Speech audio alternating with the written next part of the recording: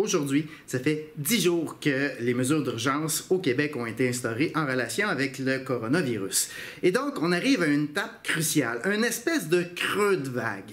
Ça prend à peu près 2 semaines à l'être humain à s'habituer à une nouvelle situation. Si on prend par exemple mon aventure en Amérique du Sud avec Dan Barrio, Jacob Racine, 2 semaines après le début de notre aventure, on était rendu dans le Salar de Uyuni. Et donc là, on réalisait qu'on était parti pour une très longue aventure. On était parti pour 2 mois.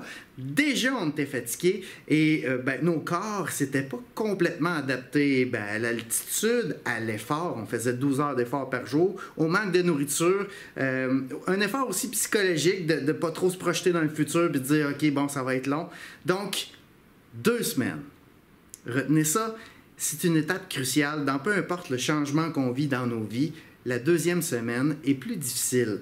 Et donc, c'est normal si présentement, vous vivez une espèce de deuil que vous dites « Ouais, OK, c'est moins le fun que je pensais finalement. » Puis il y a plusieurs changements aussi qui est arrivé. Il y en a qui ont perdu leur job, les investissements à la bourse, ça va pas. Bon, il y a plein de choses qui bougent comme ça. Et donc, il faut s'habituer à tout ça. Première chose, c'est qu'il faut savoir que ça ne dure pas.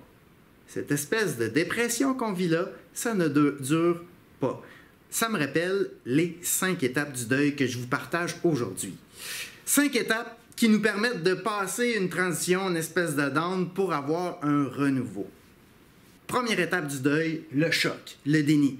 Ça nous arrive, ça frappe, on se dit « Hein, ça peut pas être vrai ». C'est assez rapide comme étape qui nous fait passer assez rapidement à la 2e étape, la colère. On a parlé d'une autre vidéo.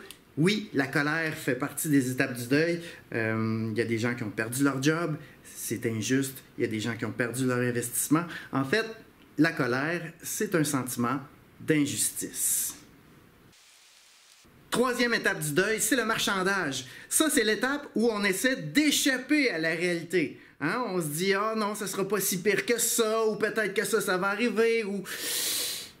On essaye d'échapper à la réalité et tranquillement, on continue à plonger et là, on s'en va vers la 4e étape, la tristesse. C'est que là, on a vraiment la réalité et là, ça prend du temps à l'accepter. Il y a des choses qui vont changer, ça va être difficile et on réalise justement tout ce qu'on va perdre. On fait face à la réalité à 100%. Mais ça, c'est une étape nécessaire. En fait, chaque étape est nécessaire pour arriver à la dernière étape du deuil, l'acceptation, qui va nous permettre d'intégrer tout ce qui s'est passé pour faire un renouveau. Ceci dit, les étapes du deuil, c'est pas linéaire, c'est pas une après l'autre après l'autre. Ça arrive qu'on puisse revenir à la colère, revenir au marchandage, la tristesse. Donc, on va jouer à travers ça, mais ça va toujours être un cheminement qui va aller vers l'avant puis qui va mener vers le renouveau. Notez, je m'intéresse à la survie, puis dans le test pour savoir si une personne a des bonnes capacités de survie, il y a une partie qui consiste justement les personnes qui ont vécu des grands deuils dans leur vie, des personnes qui ont eu des maladies graves, et parce que ces gens-là, ils sont mieux outillés, ayant passé à travers une grande difficulté, pour en vivre d'autres, pour passer à travers d'autres grandes difficultés. En d'autres mots, ce qui ne te tue pas te rend plus fort. C'est véridique, même en survie. En terminant, un petit message pour les gens qui font de la livraison. On parle beaucoup des gens du système de santé, on va parler des médias, on va parler de la production d'équipements pour de la sécurité, mais on ne parle pas beaucoup des gens qui font de la livraison.